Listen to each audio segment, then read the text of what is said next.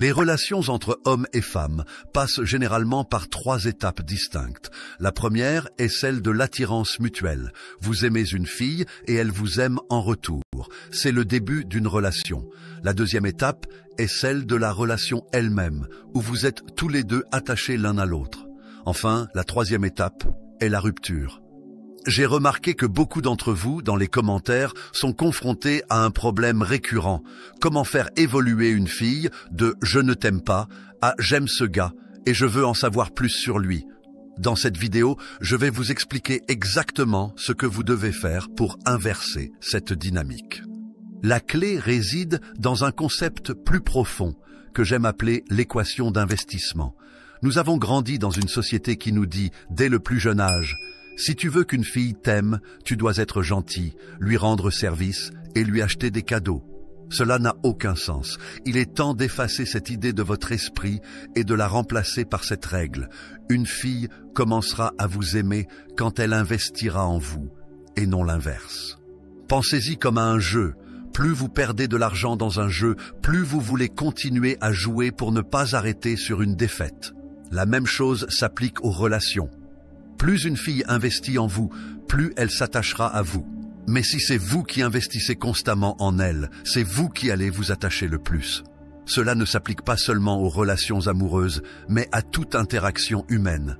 Plus vous investissez dans quelqu'un, plus vous l'appréciez. Je tiens à m'adresser aux personnes qui se montrent trop gentilles. Mon ami, être gentil et rendre service ne garantit pas qu'on t'appréciera en retour. En fait, cela pourrait te pousser à apprécier l'autre personne plus qu'elle ne t'apprécie. Revenons maintenant aux femmes. Voici un conseil en or. Si une fille te demande une faveur et que tu acceptes, bienvenue dans la friend zone, mon ami. Cela peut paraître contre-intuitif, mais c'est la réalité. Si une fille te demande un service, même petit, essaie de trouver un moyen de refuser. Pourquoi ? Parce que dès que tu lui rends service, elle interprète cela de 2 manières. Soit tu essaies de la conquérir pour obtenir son approbation, soit elle te voit simplement comme un ami, car ce sont ses amis qui l'aident. Pense à cela.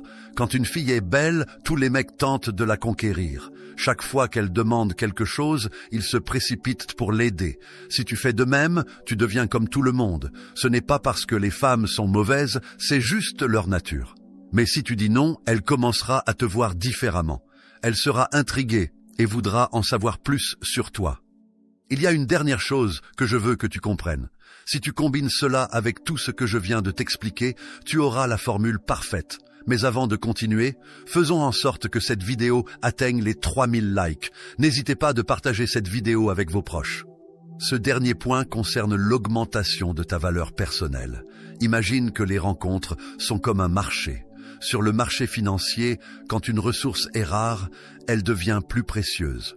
Sur le marché des rencontres, c'est la même chose. Plus ton temps et ton attention sont rares, plus tu seras perçu comme ayant de la valeur. Cela signifie qu'au début d'une relation, tu ne dois jamais sembler trop disponible. Par exemple, cette situation te paraît-elle familière ? J'ai passé un bon moment l'autre soir. Es-tu libre pour aller boire un verre jeudi ? J'adorerais, mais je suis occupé jeudi. Ok, que dirais-tu de vendredi ? Je ne peux pas vendredi non plus, je suis occupé tout le week-end. Peut-être la semaine prochaine ? Ok, quand es-tu libre ? Cette situation t'est-elle déjà arrivée ? As-tu réalisé l'erreur que tu faisais ? En te rendant trop disponible, tu as réduit ta valeur. Si tu ne comprends pas les règles du jeu des rencontres, tu risques de te sentir frustré, pensant qu'elles jouent avec toi. Mais les rencontres ne sont pas logiques, elles sont émotionnelles. Quand tu proposes un rendez-vous et que l'on te refuse, inconsciemment, tu donnes l'impression que ton temps est moins précieux que le sien. Pire encore, quand tu continues à insister, cela renforce l'idée que tu es plus disponible qu'elle, ce qui te dévalorise davantage. Le principe de la rareté. Tu dois limiter l'offre de ton temps et de ton attention pour qu'il reste précieux. Par exemple, lorsque tu proposes un rendez-vous, demande toujours sa disponibilité avant de révéler la tienne. Au lieu de demander « Es-tu libre jeudi ?» demande-lui « À quoi ressemble ta semaine ? Quand serais-tu disponible pour qu'on sorte ?» De cette façon, tu ne demandes qu'une seule fois et tu sais que la réponse sera positive. Un autre conseil, lorsque tu parles à une fille dans un bar ou par SMS, sois toujours celui qui termine la conversation en premier. Surtout si ça se passe bien.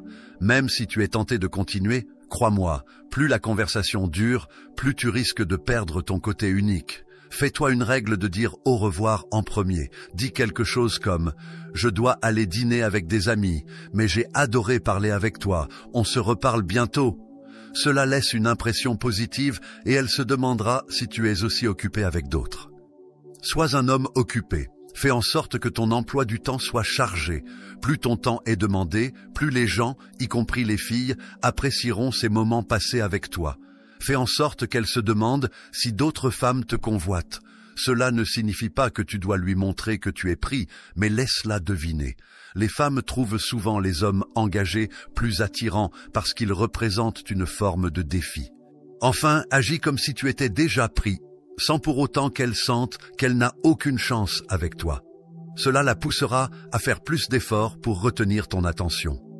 Pour conclure cette vidéo, souviens-toi que les relations sont un jeu subtil d'équilibre entre l'investissement personnel et la rareté. Si tu veux attirer quelqu'un qui ne te porte pas encore attention, ne tombe pas dans le piège de l'excès de gentillesse ou de disponibilité. Apprends à valoriser ton temps, ton attention et à lui faire sentir que tu es une personne rare et précieuse. Changer la dynamique entre vous, ce n'est pas simplement un changement d'attitude, c'est aussi un changement de perception.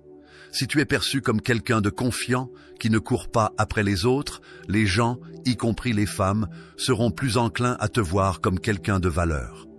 Si cette vidéo t'a aidé ou t'a donné des idées nouvelles, n'oublie pas de la liker et de t'abonner pour d'autres conseils sur le stoïcisme et les relations. Merci d'avoir regardé jusqu'à la fin et souviens-toi, ta valeur ne dépend pas de ce que tu donnes, mais de ce que les autres sont prêts à investir en toi.